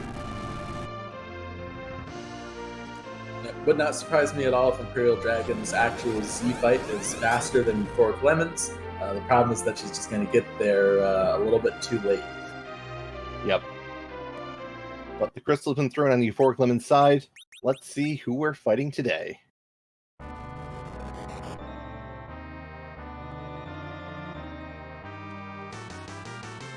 Ah! It's a ghost! Ah! Threemus from Super Mario Brothers. And depending on how many other games you've played from the Mario series, you're going to go and see a lot of them, but I'm pretty sure that sprite is the Super Mario Brothers sprite. I'm getting it. Go ahead. I was going to say, it's appropriate for this seed because purely based on the objectives, the moon was more or less haunted. No key items necessary to find there.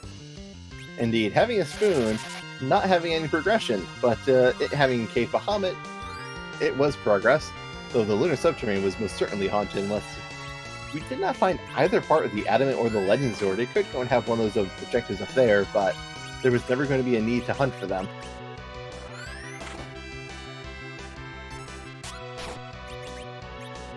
Ooh, and it looks like Imperial Dragon unfortunately under-leveled on their D-Machine grind. They did not go and get enough levels to get to the nuke levels. Rydia is only level 46 and needs 4 more levels. Forum is level 52 and needs another 3 levels. Might need to go and crack some eggs to go and bring a 13. Yeah, that is pretty unfortunate. It can be tough to keep track sometimes of where you are in those D-Machine fights, even if you're making a point of counting it out, saying like, okay, I got 2, got 4, and the next thing you know, you're like, wait, was I on 12 or was that 16? And then you just kind of throw up your hands and hope it works out. Yeah, I tell myself I'm going to use Thor Rages to go and count my D-Machines. When I get into my D-Machine fight, I do not use Thor Rages to count out my D-Machines.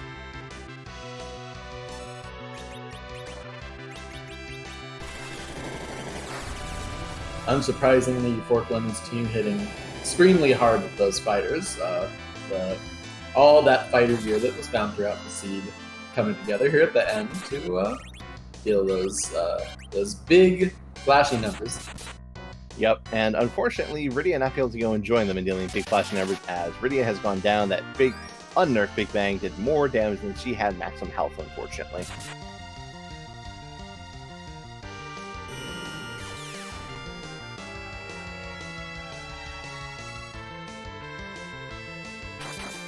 Meanwhile, EuphoricLemon is going and dealing with a black hole. They're going to go and need to reapply Berserk to their Berserkers. But all in all, is going and doing good damage in this fight so far.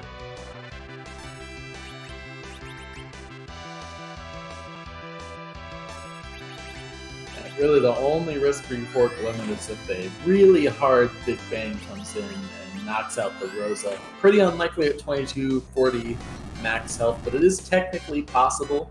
If that happens, then he might have to scramble to recover. But barring that, Rosa should be able to easily heal up any damage he takes from these Big Bangs. Yeah, the only other real danger would be a Big Bang into Meteor, but I have a suspicion we're not going to go and see that combination today.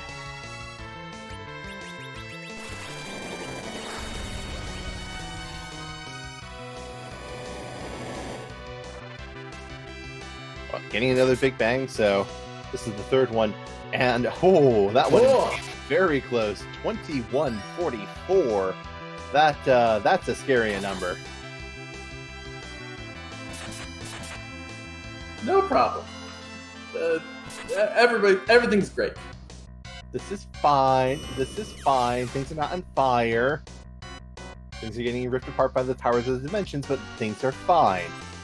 Okay, things are a bit less fine because I'm pretty sure EuphoricLemon just went and threw their last Bacchus wine with that last round, so might need to manually cast Berserk. Yeah, that does take some time, and when you don't have your whole party Berserk, Zeromus' turns can come in surprisingly fast, so EuphoricLemon will have to be on top of it just to make sure that Zeromus doesn't get the jump on him with more Big Bangs. Yeah, with Battle Speed 1, it only takes a handful of frames for the ATB to advance, unless you're going and taking actions. Every time an action is being taken, the ATB is halted, the action is done, you go through all the animations and whatnot. But this is... You really want to have your Berserkers going when you're doing this fight. You want them berserked, you don't want to go and be manually inputting commands because you're losing time that way. Yeah, it looks like EuphoricLemon is foregoing the Berserk, choosing to jump with the cane and just focus on healing with Rosa. This is going to drag out the fight a bit. It probably will still be okay, but add some risk. Yeah, this is definitely going to go and take a bit more time. One of the advantages of Berserk gives two big advantages.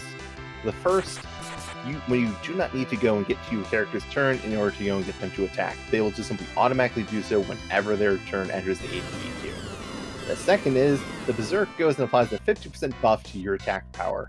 You just do 50% more damage, but here are rocks. We are in the final stretch of this Threemus fight.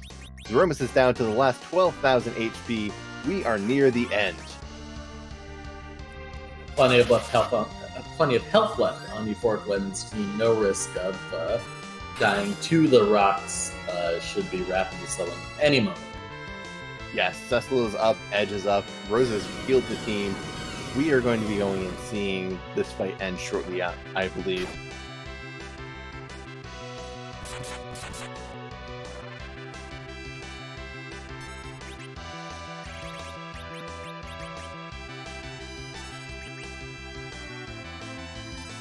Going and queuing up a white with Rosa direct cast. Normally something you never want to do to Zeromus. BC will go and counter it weak, but EuphoricLemon has killed Threemus, has won this race, and will be advancing on to the 2-1 hook route play-in race. GG's to EuphoricLemon. GG.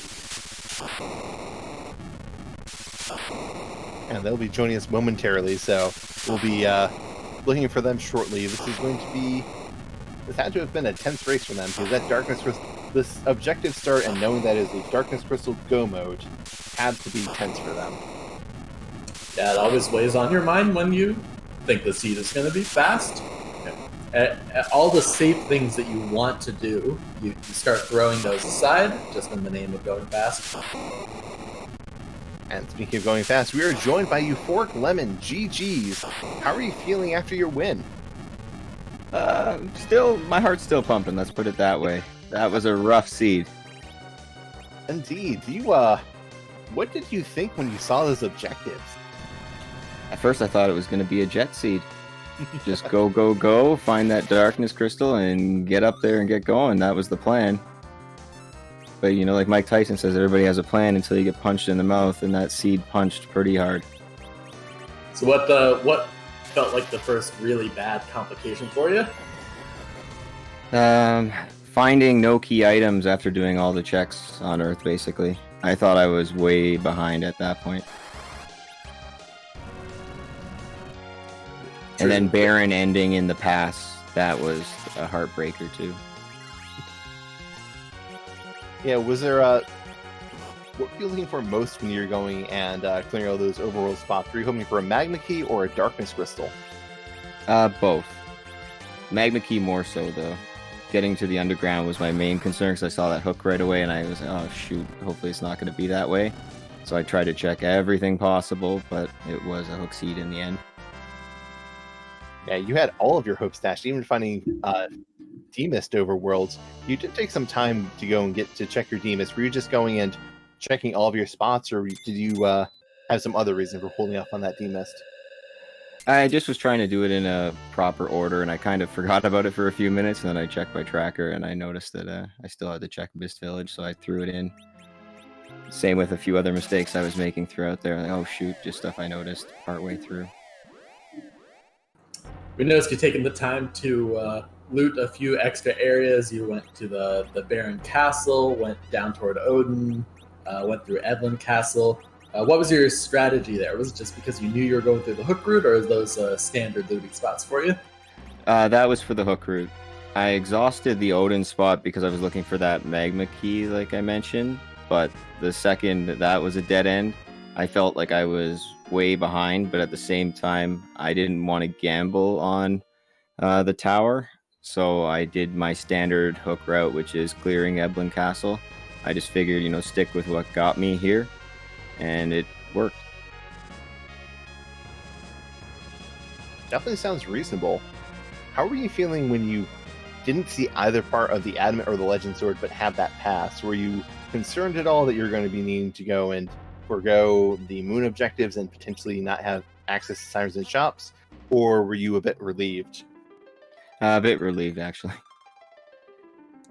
A bit relieved. But at the same time, yeah, like it was just, yeah, I was relieved. That would be the main thing, yeah. Sounds fair. You definitely had a rather barren overworld for how much you cleared there, and then when you found that the first item underground was the Darkness Crystal, how was that making you feel? My heart dropped. Ooh. I panicked. I was, oh no, if Empyreal went right away to the hook route and just said screw it, unlike what I did, then I was going to be miles behind. And depending where the Sirens were at that point, I could be even further behind. So I was really worried. Very fair, but you did go and pull out a very solid win today. So you are now advancing into the 2-in-1 play-in race with everyone except for the winner of the 3-0 hook route runners. How are you feeling going into that race? Excited and happy. I'm very surprised to even have made it this far. I've been having a great time with the tournament and looking forward to the next challenge. That sounds good. Profcore, do you have any more questions for EuphoricLemon? No, I think that just about covered it. I think you made a lot of good choices. I think your party composition at the end was fun, getting that vanilla party back together to take on Threemus. And combined with all the sick loot you got, really came together at the end. Yeah, it was nice to have the gang back. And yeah, the loot ended up paying off, especially in Edlin Castle. It's nice when that actually pans out, because I was getting worried. That was another thing that worried me, was when a lot of the checks I did in the beginning had basically nothing. It was either money or useless items. So I felt like I was even further behind because of that. So it was an interesting seed. It was. It was definitely... It took us all on a number of twists and turns. What did you guys think of that scene? I think we had the same thoughts as you, where you see those objectives and right away you're thinking like this could be extremely fast, But then as you go through it, you start to run into some complications and some hurdles. I think there was also some opportunities, even though you didn't find very many key items. Both of you made some very interesting divergent decisions, and I'm not even sure that either way was the true correct way to go about it. You had this mainly fighter team, whereas Imperial Dragon's got almost a full mage team that she's going with. She went with the D-Machine grind, you did the Sirens. So despite finding relatively few items and clearing the objectives relatively quickly, there were some good choices to make. Yeah, there are a lot of interesting decisions to be made here with looking at that overworld. I don't fault you for going and clearing all those spots because you were permanently one item away from go mode. As soon as you found the darkness crystal, you were going to be in go mode. You could forego going underground, providing you could find a grind with just darkness crystals. So I don't fault you. Yeah, no, you were right, Baka. Yeah, exactly. And that's the other thing that worried me about Imperial is if she kept the Tella and then she got that darkness crystal, D-Machine grind, that seed could have been super jet. And that made me feel like, there was a lot of panicking, let's put it that way, because that seed could have been done over very quickly. I absolutely know that feeling.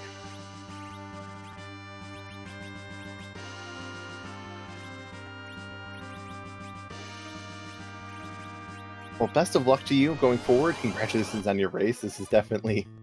I understand it's been 20 minutes. My heart rate is still saying, yes, it's time to go and be terrified still. Yeah, pretty well. You summed it up.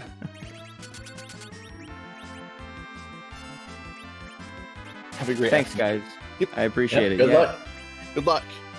We'll be looking forward to seeing your results in the 2-in-1 play-in race for the hook route. Awesome. Thank you so much, guys. Enjoy the rest of your day. Thank you. You too. And speaking of thanking people, let us go and thank our restreamer, Asuka, and our tracker, Marty56, both of them going and doing a great job to let us have a show for you today. This is the second of 4 races we are running today. We had a great match earlier, we had another great match now, and we're going to be having 2 more great matches coming up. Yeah, plenty of free enterprise to enjoy throughout this Saturday. If you're looking for some fun Final Fantasy free enterprise randomizer content, it's incredible what the Restream team and the free enterprise admins were able to do in terms of broadcasting so many matches. Indeed. And thank you again to my co-commentator, Prof. Corey, for going and joining me. Wouldn't have been able to do this without you. Oh, it was a lot of fun, Baka. You're one of the best in the biz for a reason. Thank you kindly. I always have fun doing commentary. It is always fun and exciting to get to talk about free enterprise, and I'm always happy to be here to go and do it.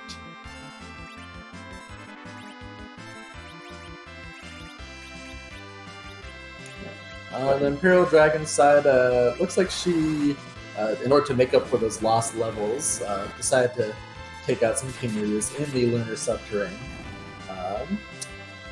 Already cleared out that Cape Bahamut objective while EuphoricLemon was going through the sea fight, so she's really just looking for those levels and those powerful white and black magic spells to be ready. Yeah, she is getting close. Rydia, I believe, is 1 spell away from getting nuke, and she did pick up a fresh Forum who was in the lunar subterranean entrance. Might not go and get all the way to their white magic, but maybe getting it. I believe they're still getting double screen. Okay, and Rydia got nuke, so I think we have white on most all of the characters. Yeah, the middle Forum is 7 levels away from getting to white, and instead shuffling, leaving her behind, she's just going to go and be... Alright, so I know I was hard on Forum earlier, but this is a big reason why. Forum is level 45. Forum still does not have Cure 4. She needs another 3 levels to learn Cure 4. She can't even go and take over party healing duty at this point. It is a very, very unfortunate thing for Forum. Yeah, I was going to say that even if she didn't get all her spells, at least she was going to be better than the Tella she replaced. That's not even strictly true. Tella has Cure 4 once you complete Mount Ordeals, so you can full heal one member of the party, if nothing else. Yeah, that... Tora might be able to pull it off with a Cure 3, but Cure 4 is a really huge spell to have. And we see Imperial Dragon just going through, checking her equipment, shifting things around, just seeing if she goes and has correct amount of characters. Very understandable, not something you want to go and do. Might be going and adjusting their battle speed at some point, going and shifting their inventory to go and have the correct items up top, having the crystal up top to go and help for nerfs, or just simply using it and not requiring time to scroll through the menu, because it does scroll slower in the battle than it does outside in just normal menuing. Notably put that Rosa in the middle slot, as we discussed on Fork's side. 28 agility is a good number for your anchor, and that's exactly where Rosa is at. Yep, that is the exact point where Threemus goes from relative agility 1 to relative agility 2. Absolutely want to make sure you have that. That is something that is very important, because once you throw a slow on them, the Threemus gets down to relative agility 4, which is very important. You really want to go and prevent Threemus from having as many turns as possible. Did not notice whether she dropped her battle speed down. The Threemus fight is doable at battle speed 1 if you're going for full Zerk strats, because of what you talked about before, those Zerkers just eating up turns in the queue, not having to worry so much about that extremely fast ATB ticking. But when you're going for mage strats, you have to do a lot of menuing, and you're ultimately going to end up having a faster and safer fight if you drop that battle speed down to about 3. Yes, I definitely agree. It's, as I said, battle speed 1, it is only taking a handful of frames for the ATB advance. Battle speed 3 gives you a somewhat reasonable amount of time to go and get into a menu and start casting a spell.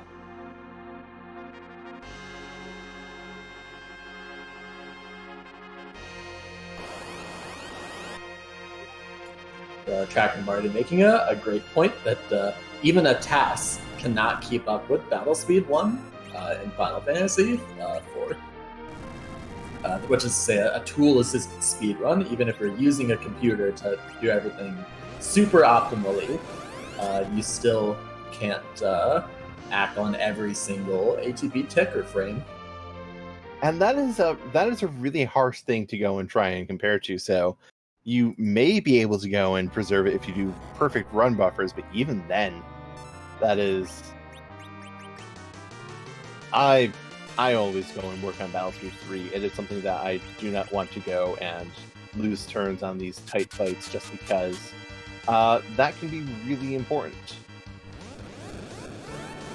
One mechanic for Threemus that we should discuss as we see that Silk Road coming out is nerfing Big Bangs. The reason we throw the Silk Road at the start is both to slow Threemus down, make the fight easier, but also to force it to counter with a nuke spell.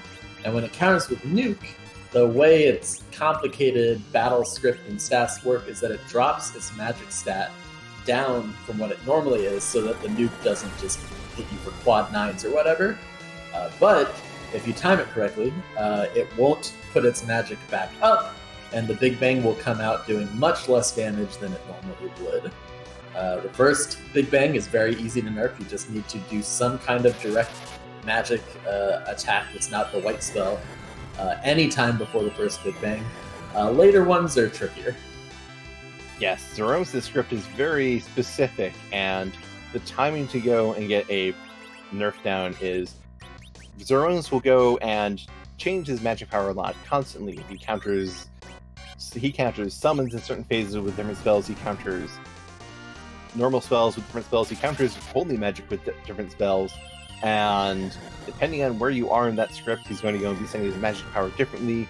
Even depending on the fight, he sets his magic power to different levels for Big Bangs, as normally with how the Big Bang works, there's a maximum damage of 2,400, though on some rolls, it goes up to 2,700, just depending on how far we are into the fight. Very, very tricky thing to go and deal with, but getting these nerfs and these nukes off, going and getting that, if you can time it correctly, is going to be very helpful, because those Big Bangs will only be able to do a maximum damage of around 1,200 maybe.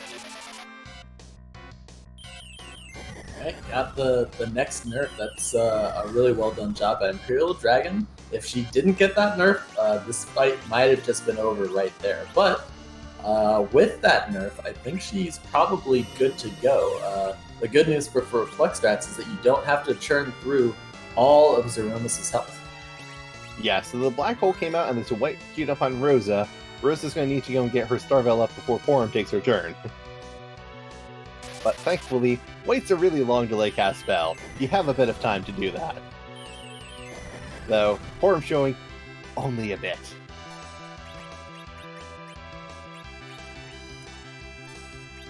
So it is really unfortunate that Viridia is not up because Nuke is a very strong spell and it is faster than White. It is something that is going to go and, well, White is a long delay spell. Nuke is a very fast casting spell. It does not go and have any delay. The next time Viridia's turn comes up, she's going to go and cast that Nuke. Yeah, it's tough to find the time to pick her back up. Imperial Dragon choosing just to spend it casting those white spells and getting Edge to just heal up the two white mages since they're busy doing other white mage things. Yeah, this is... To go into the very specific details, Zeromus, when he goes and what his turns are, is a normal cycle, barring any additional spells he's throwing, is cast Big Bang, cast Black Hole to remove all of your buffs, wait, set Shake, wait again, I believe, and then set his magic power for Big Bang, and on his next turn, he will go and cast Big Bang. In the time after Zeromus sets the magic power for Big Bang, and before they go and actually cast it, you need to go and get your nerf off by going and triggering a counter nuke. So it is a very specific timing that is hard to go and get down, and Imperial Dragon is showing very, very good skill at consistently doing that. Unfortunately, misjudged the time of that white, and Rosa is taking a lot of damage, unfortunately. Ouch. Cannot tank that one. Now, it looks like, well, we don't go and use our magic power when we go and cast big spells on our characters, so we kind of... This is why Threemus sets his power lower compared to everyone else.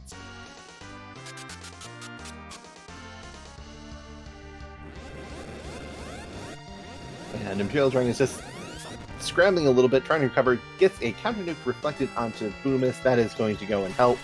So, probably another nerf Big Bang. Judging by the timing that this came out, that's most likely the case. Going to go and get Rosa back up.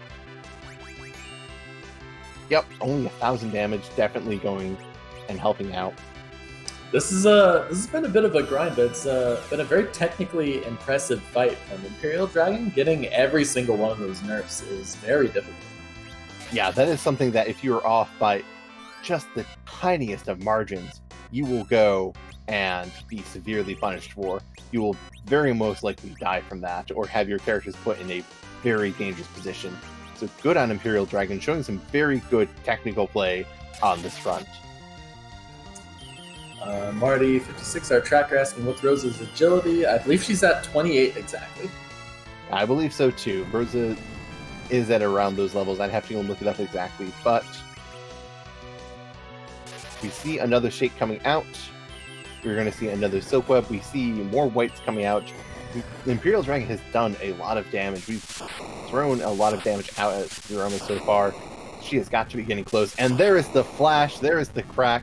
Imperial Dragon has finished in second place. GG's to them, and we will see if we can get them in for an interview. Yeah, really great perseverance by her dealing with those complicated, tricky situations in the Z fight, but working through it and not dealing with those super-powered big bangs with all those nerfs. Yes, and we are joined by Imperial Dragons now. GG's Imperial Dragon. That was a fantastic Zeromus fight on your part. I'm actually kind of proud I pulled that one off. You deserve it. That was a scary fight. I had done it probably maybe twice before like that with white mages. I knew I could do it, I just was hoping that it wouldn't blow up in my face again. Yeah. Yeah, it was really good. It was I can't remember the last time I saw somebody successfully get all those nerfs off in the same Z fight, except for I don't know, I guess watching Zilch strats, but that doesn't really count.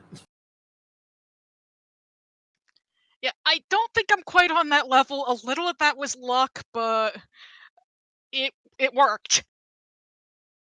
You were doing it very consistently, so hard to go and chalk all of that up to luck. Doing it once, lucky as once, very lucky as twice, 3 times, that's definitely skill. Thank you.